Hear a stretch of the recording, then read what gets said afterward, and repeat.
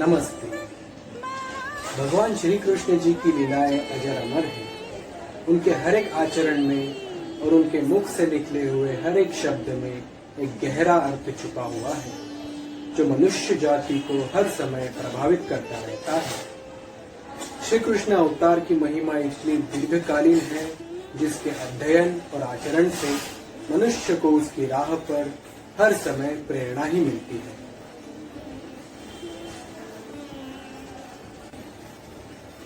कर्मण्येवाधिकारस्ते मा फलेषु कदाचन मा कर्मफल हेतुर्मा ते संगो सत्व कर्मणि।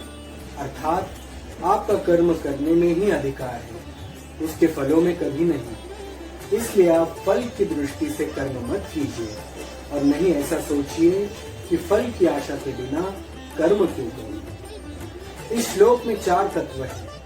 पहला, कर्म करना आपके हाथ में है। दूसरा, कर्म का फल किसी और के हाथ में है। तीसरा, कर्म करते समय फल की इच्छा मत कीजिए। और चौथा और अंतिम, फल की इच्छा छोड़ने का यह अर्थ नहीं है कि आप कर्म करना ही छोड़ दें। इसका सरल सीधा अर्थ यह है, आपका पूरा ध्यान पूरी लगन से अपने काम पर लगाओ। उसका उचित फल आपको कभी न कभी जीवन में जरूर मिलेगा। नैनम छिन्दन्ति शस्त्राणि नैनम दहति पावकः न चैनम क्लेदयन्त्यापो न शोषयति मारुतः। अर्थात आत्मा को न शस्त्र काट सकते हैं, न आग उसे जला सकती है, न पानी उसे भिगो सकता है, न हवा उसे सुखा सकती है। इसका सरल और सीधा अर्थ यह है, पूरे सद्भाव और पवित्र विचारों के साथ आप अपना लक्ष्य पूरा करने पर ध्यान दो। कोई भी पीड़ा अंत में उसके सामने हार मान लेगी। वो आपके दृढ़ निश्चय को हरा नहीं सकती। नमस्ते, हमारा नाम है किरण चौहान और हमारी तरफ से आप सभी को सादर प्रणाम और प्रेम पूर्वक नमस्ते।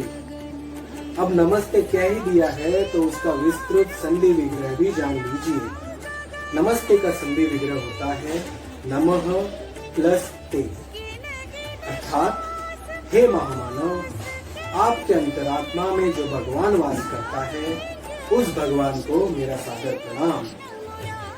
नमस्ते का परिणाम बहुत गहरा होता है।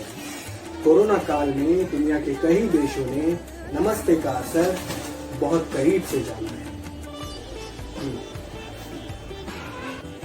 अतः सत्यम यतो धर्मो मतो हिरार्जः यतः ततो भवति गोविंदो यतः कृष्णस्ततो जयः। अर्थात श्री कृष्ण वही रहते हैं जहाँ सत्य, धर्म, लज्जा और सरलता का निवास होता है, और जहाँ श्री कृष्ण रहते हैं वही विजय रहती है। इसका सरल सीधा अर्थ यह है, पवित्र मन से और दृढ़ निश्चय से अपना काम करते रहो, आपकी विजय सदा ही निश्चित होगी।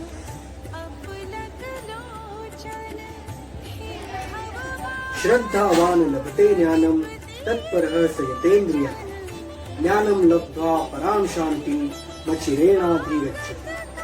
अर्थात श्रद्धा रखने वाले मनुष्य, अपनी इंद्रियों पर संयम रखने वाले मनुष्य अपनी तत्परता से ज्ञान प्राप्त करते हैं। ज्ञान मिल जाने पर जल्द ही परम शक्ति को प्राप्त कर लेते हैं। इसका सरल सीधा अर्थ ये है, डेडिकेशन और पेशेंस रखकर आप जो नॉलेज प्राप्त करते हो, उसकी कोई सीमा नहीं होती। उससे मिलने वाली शांति अजर अमर होती है। यदा यदा हि धर्मस्य ग्लानिर्भवति भारत अभ्युत्थानं धर्मस्य तदात्मानं सृजाम्यहम्। परित्राणाय साधूनां विनाशाय च दुष्कृता धर्म संस्थापनार्थाय संभवामि युगे युगे।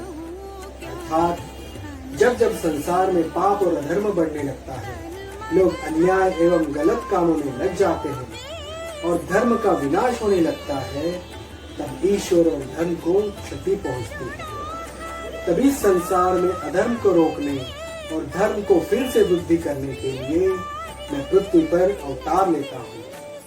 सज्जनों और साधुओं की रक्षा करने के लिए और पृथ्वी पर से पाप को नष्ट करने के लिए तथा दुर्जनों और पापियों के विनाश करने के लिए और धर्म की स्थापना के लिए मैं हर युग में बार बार अवतार लेता हूँ और समस्त पृथ्वीवासियों का कल्याण करता हूँ।